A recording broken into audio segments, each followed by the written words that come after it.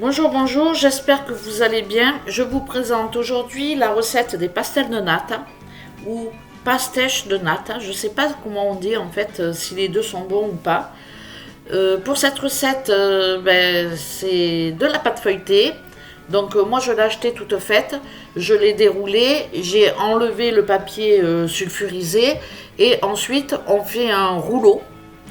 On roule la pâte feuilletée. On coupe des tronçons d'à peu près 2 cm à 3 cm et on les met au fond de moule à muffins. Alors, on pose le tronçon dans son plat. Avec le pouce ou avec un doigt, on écrase bien sur le milieu. Et avec les pouces, on essaye de remonter la pâte sur les bords. Il faut que le fond de la tartelette soit très fin et les rebords un peu plus épais. Donc voilà, c'est pas évident. C'est la première fois que je fais des tartelettes comme ça, en coupant des tronçons de pâte. Mais c'est comme ça que font les Portugais. J'ai regardé pas mal de recettes de cuisiniers de chaînes portugaises et tous pratiquent de la même manière. Donc je pense que c'est la bonne recette. J'ai sélectionné bien évidemment celle qui me paraissait la mieux. C'est une chaîne portugaise. Si vous voulez jeter un œil, j'essaierai de vous mettre en barre d'informations la chaîne portugaise qui m'a servi de référence pour refaire les pastels de nata. Donc du coup, comme vous le voyez, j'ai bien galéré pour les mettre au fond de mes moules à muffins. Et c'était vraiment pas mal du tout.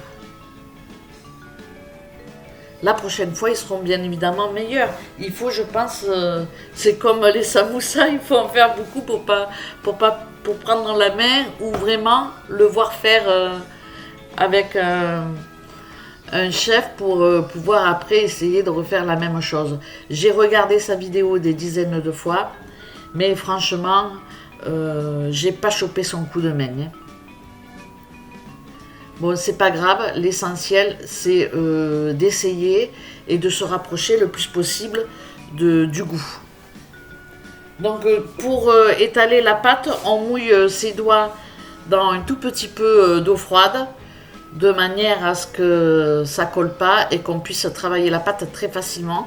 Surtout que le fond de la pâte, il faut qu'il soit assez fin. Donc remonter le plus possible vers les bords la pâte qui est au fond du moule ou l'écraser, je ne sais pas. Donc en tout cas, je vais vous donner les ingrédients. C'est une recette qui se fait en 3 étapes. Donc pour la première étape, il faut 200 g de sucre, 175 ml d'eau, une écorce de citron et un bâton de cannelle. Pour la deuxième étape de la recette, il faut 17 g de maïzena, 25 g de farine et 250 ml de lait. Et enfin, pour la dernière étape, il faut 5 jaunes d'œufs. Donc pour moi, c'est à chaque fois des petits temps d'attente parce qu'il faut laisser refroidir un petit peu le mélange. Donc du coup, je considère un petit peu qu'il y a 3 étapes. Je ne sais pas si réellement on peut dire ça, mais en tous les cas, moi je le ressens comme ça. Une fois mon moule à muffins plein, je vais tout simplement le mettre de côté. Je ne vais pas chauffer mon four tout de suite. Il faut cuire avec un four à haute température. Donc moi j'ai cuit à 240 degrés, mais ça va très très vite. C'est un petit quart d'heure. Mais je ne l'ai pas mis à chauffer tout de suite. J'ai attendu un petit peu puisque ma préparation, mon mélange, il faut qu'il refroidisse. Et puis j'avais aussi d'autres préparations en cours. Donc voilà. Je vais passer maintenant à la préparation de la crème qui va se faire, comme je vous l'ai dit précédemment, en 3 parties. C'est quand même un peu long à faire. Hein. J'en referai certes si on me le demande et si les personnes aiment vraiment ça, mais c'est quand même assez long à faire. Et puis, bon, j'ai pas trop le coup de main pour faire les petites tartelettes. La prochaine fois, je ferai ma pâte moi-même parce que j'ai vu que c'était pas vraiment la même recette que notre pâte feuilletée. Donc voilà, je passe maintenant à la fabrication de ma crème. Donc j'ai préparé tous les ingrédients. Je vous conseille de le faire avant d'attaquer toute pâtisserie parce que moi parfois je le fais pas et quand je le fais pas c'est la catastrophe en cuisine. Donc je trouve que c'est quand même bien plus pratique de tout préparer et d'y aller tranquillement faire son petit dessert. Donc voilà, j'ai tous mes ingrédients sauf le bâton de cannelle et mon écorce de citron que je vais de suite préparer. Il me manque aussi le sucre en poudre sur la table.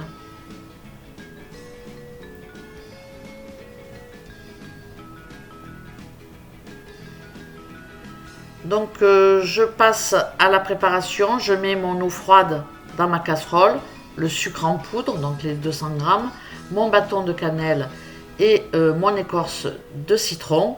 Et tout simplement, je vais porter à ébullition. Une fois que ma petite préparation bout, je vais laisser quelques minutes que la cannelle et le citron puissent infuser un petit peu et donner du goût à l'eau sucrée en fait.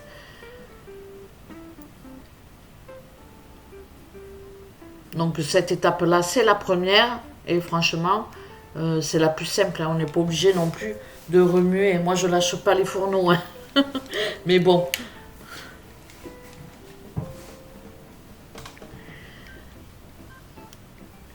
Donc une fois que ça bout quelques minutes, tout simplement je le laisse, j'éteins mon feu, je le mets sur le côté de ma gazinière et je laisse refroidir. Pendant ce temps, je vais passer à l'étape 2, c'est-à-dire la farine et le lait. Donc je prends une autre casserole, je mets mes 17 grammes de maïzena, mes 25 grammes de farine et je vais rajouter le lait petit à petit pour éviter de faire des grumeaux. Donc voilà,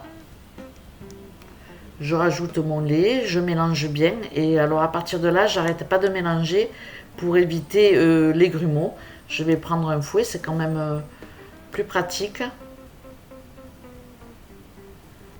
et je vais continuer à mélanger et je vais rajouter tout mon lait en fait.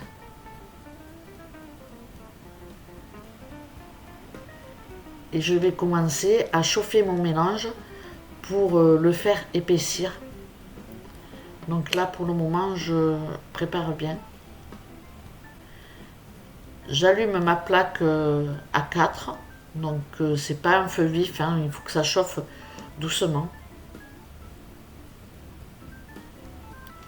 Et je vais faire cuire mon lait avec ma farine sans cesser de remuer.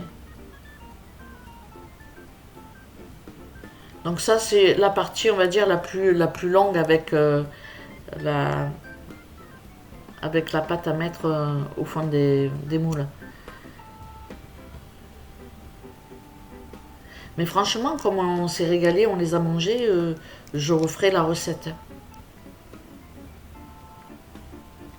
Donc voilà, j'ai mis mon feu à 4 et je remue activement pour éviter que des grumeaux se forment au fond de ma casserole. C'est clair que si j'arrête de remuer, c'est la catastrophe. Hein.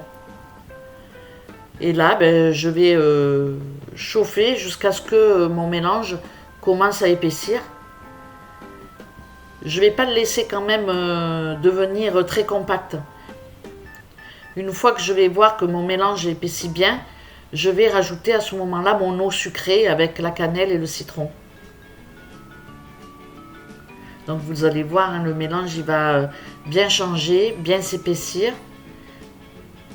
Et je commence à mettre mon eau citronnée. Je baisse le feu, je le mets à 2 seulement.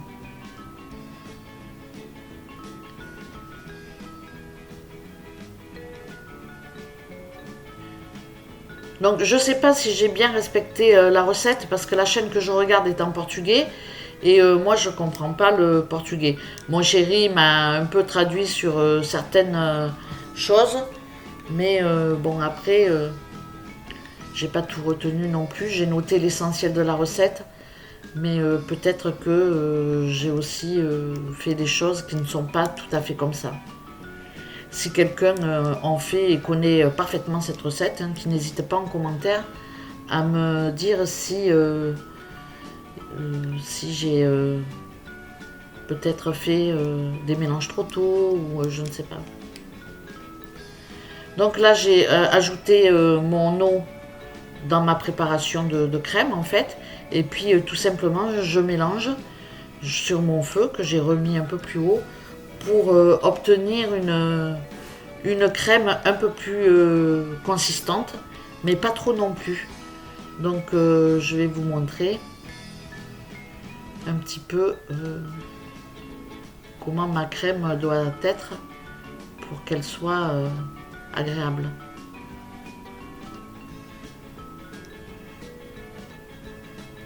Donc on voit quand même que le mélange a bien épaissi. J'éteins mon feu et je vide ma préparation dans mon saladier pour que ça refroidisse un peu plus vite. Parce que là, je vais passer maintenant à la troisième étape. Donc je retire, je goûte évidemment. Hein.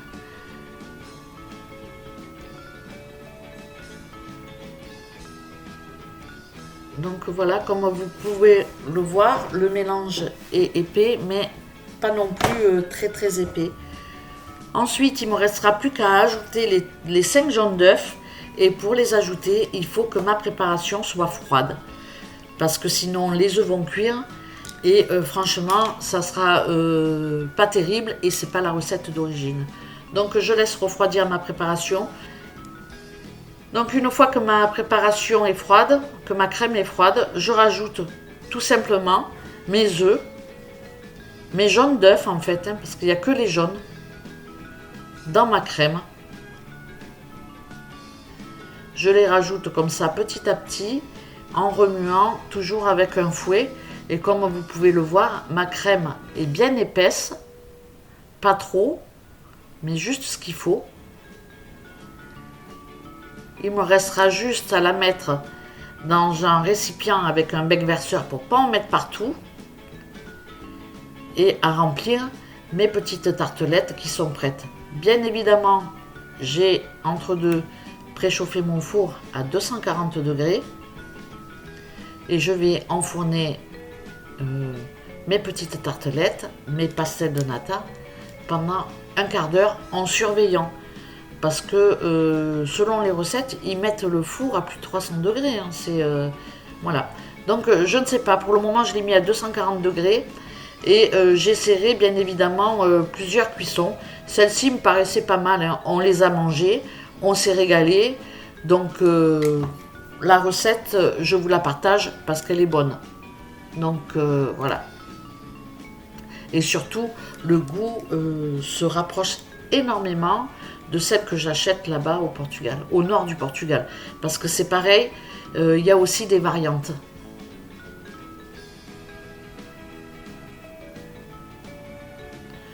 Donc voilà, je remplis mes petites tartelettes. Alors je ne mets pas jusqu'en haut, hein. Je ne remplis pas complètement mes tartelettes.